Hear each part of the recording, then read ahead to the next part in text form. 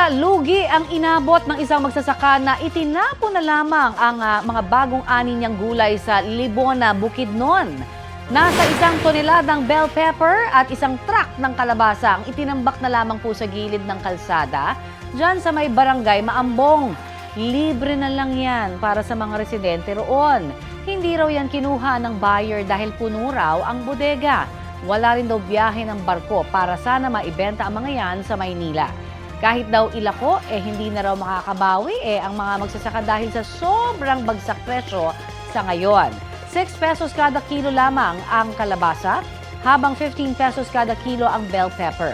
Sa average price na yan sa Metro Manila, base sa monitoring ng Department of Agriculture, halos 52 pesos ang kada kilo ng kalabasa, habang pumapalo sa halos 190 pesos kada kilo ang red bell pepper.